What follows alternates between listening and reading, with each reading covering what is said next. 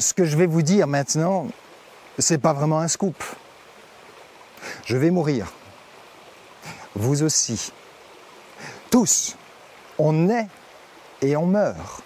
Ça fait partie de la vie. Et pourtant, nous vivons comme si ce n'était pas au programme. Peut-être parce qu'on en a peur, parce qu'on cherche à la fuir, parce qu'on cherche à s'étourdir. Alors on court tout le temps. Et parce qu'on n'a pas le temps de mourir, on ne veut pas y penser. On ne le met pas au programme, comme je l'ai dit. Oh, bien sûr, il faudra y penser un jour, mais pas tout de suite. Pas tout de suite, parce qu'il y a d'abord une voiture à acheter, parce qu'il y a des projets à construire, parce qu'il y a des études à finir, parce qu'il y a un travail à terminer, parce qu'il y a toujours 1001 projets qui sont à mettre à l'ordre du jour. Donc on n'a pas le temps d'y penser et on vit comme si on ne mourrait pas.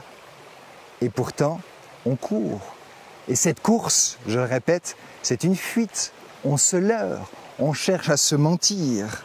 Pas le temps de mourir. Il nous faut bâtir notre vie. Il faut travailler pour accumuler. Il faut accumuler. Pourquoi? Pour construire une demeure. Et en tant qu'aumônier, j'accompagne des gens en fin de vie qui me disent, voilà, tout ce que j'ai bâti, j'ai dû me sacrifier beaucoup. J'ai pas réussi à prendre le temps de vivre. J'ai pas eu le temps de savourer cette vie parce que je bâtissais, je construisais, j'avais des projets. Et tout cela maintenant, je dois les lâcher. Et c'est insupportable. Et je ne puis envisager cette mort. Oui, jusqu'au moment où il faut tout lâcher.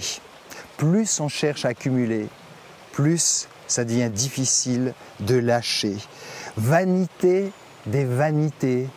Tout est vanité, disait le sage Ecclésiaste.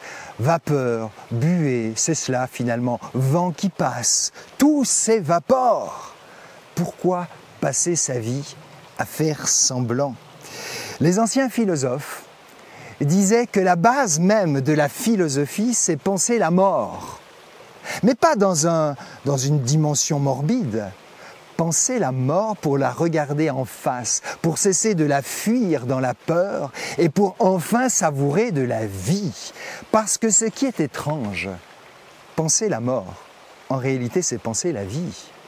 Être confronté à la mort, c'est réaliser le sens même de la vie et puis tout à coup avoir cet électrochoc qui nous fait vivre avec une ardence de vivre.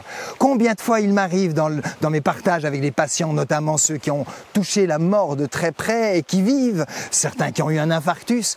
Dernièrement, un patient me disait « Jusqu'à mon infarctus, j'étais un vivotant. Maintenant que j'ai touché la mort, je suis devenu un vivant parce que la vie m'est plus intense, la vie m'est plus précieuse parce que je reviens aux priorités essentielles. Et si la peur de la mort trahissait en réalité une peur de vivre? Vous savez, les anciens comme Saint Benoît par exemple, le fondateur des Bénédictins, il donnait ce conseil à ses moines. Couchez-vous en visualisant votre mort et ainsi vous pourrez vivre pleinement sans avoir toujours ce spectre que vous fuyez. Pensez la mort pour vivre. Et Jésus disait à un jeune homme qui hésitait à vivre, mais laisse donc les morts enterrer les morts. Tu es vivant.